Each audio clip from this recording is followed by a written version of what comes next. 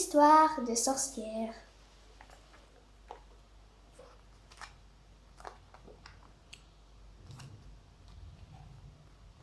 Malice au pays des corneilles. Agatha Baga est une sorcière de conte de fées tout à fait ordinaire. Elle adore sa vieille chaumière poussiéreuse, son chaudron cabossé, son balai déplumé, son grand chapeau rapissé et les contes de sorcières. Elle en possède quelques-uns dans sa bibliothèque. Un matin, en cherchant son dictionnaire des poisons, un lourd grimoire lui tombe sur les orteils. Ouh! Il porte ce titre alléchant, Malice au pays des corneilles. Tiens, j'avais ça chez moi, s'étonne Agatha Baga, car elle croyait connaître tous ses livres. Intriguée, elle emporte le gros ouvrage pour le lire dans son fauteuil crapaud, devant la cheminée. Elle soulève la couverture, un vent glacial s'en échappe. Un dessin sur la première page montre un manoir hanté que survolent des corneilles croissantes. Croix, croix, l'image bouge, mais cela ne surprend pas Agatha Baga, car ce phénomène est courant dans les livres de contes de sorcières. Elle commence à lire à voix haute. La première histoire. Il était une fois une affreuse sorcière nommée Malice. Oh, oh, chouette! Se réjouit Agatha Baga et se cale au fond de son fauteuil comme autrefois quand elle était enfant sorcière. Malice s'empresse de suivre le rat pressé. Le cimetière. Un trou sous la tombe. Hé hé! L'histoire est vraiment passionnante. La sorcière Malice aimerait bien entrer au pays des corneilles, mais une porte de pierre l'en empêche. Pour l'ouvrir, elle doit prononcer sans se tromper une formule magique. Agatha Baga se penche sur le livre pour mieux lire la longue phrase. Pouf! Fastoche! S'exclame-t-elle en se redressant. Alors, vas-y, on t'écoute. Lance la voix de Malice dans le livre. Agatha Baga se concentre et articule d'une traite. Pousse, porte, palace, place, pousse, mousse, pisse, on lit, pas, pisse, au lit. Ouf! Raté! Lui répond la porte de pierre sur la page de gauche. Effectivement, il fallait dire pousse, porte, palace, passe. Et non, palace, place. Tout à coup, Agatha Baga voit son livre devenir gigantesque, son fauteuil monstrueux, la cheminée grande comme une cathédrale, et comprend soudain que c'est elle qui devient petite, toute petite, comme une fourmi. Le livre de contes tombe ouvert sur le sol. C'est malin, comment je vais faire maintenant? Rouspète Agatha Baga de sa toute petite voix. Tu recommences. Répond la porte dans le livre. Minute!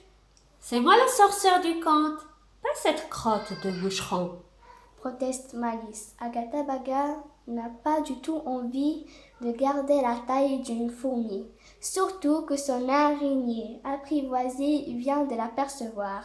Elle quitte sa toile au coin de la cheminée et descend au bout de son fil.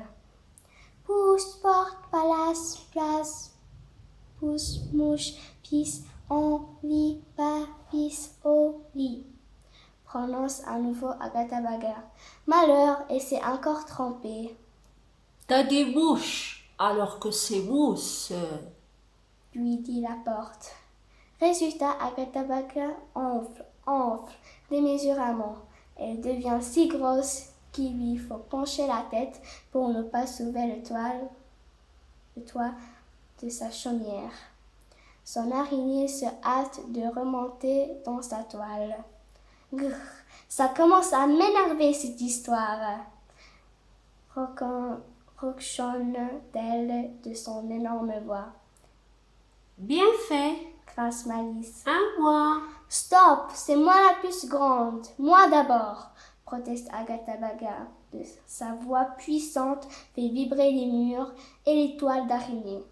Pousse, porte, palace, passe, pisse. Grrr, encore raté. Cette fois, Agatha Baga se transforme en crapaud géant. Malice éclate de rire et la porte soupire. Il serait temps que tu t'appliques un peu. S'agace-t-elle. Agatha Baga se concentre et prononce en langage crapaud la formule magique. Coin, co, coin, con. Tu vas y arriver. L'encourage la porte. Oui? Oh oui, continue, c'est trop drôle. Ricane Malice de son côté. Abacadabra s'est changée dans un éclair en jolie princesse. Hi! Ah non! Pas ça! C'est trop horrible! Hurle-t-elle. Aussitôt, elle tente un nouvel essai et se retrouve changée en chauve-souris. Dans l'illustration du livre, elle aperçoit Malice se rouler par terre de rire. On recommence. Tu es presque. Dit la porte. Des sons que seuls les chiens, des chats et des chauves-souris pourraient entendre sortent de la gueule d'Abacadabra. Bravo. Tu as réussi. S'écrie la porte. Malice cesse aussitôt de rire. Agatha Baga, hébétée, se retrouve allongée au travers de son fauteuil. Elle reprend la lecture du conte en tournant la page et là, que dit-elle? Qu'après avoir poussé la porte de pierre, il faut prononcer un enchantement pour la refermer, sinon les cornets risquent de s'échapper. La formule fait 3 lignes. Grrr, il est nul ce conte, grogne Agatha Baga. Elle jette le livre au feu. Alors les images des histoires s'en vont en fumée les unes après les autres. La sorcière tourne son fauteuil crapaud vers la cheminée et assiste au spectacle comme un film télé. Hé hé! Fin de l'histoire.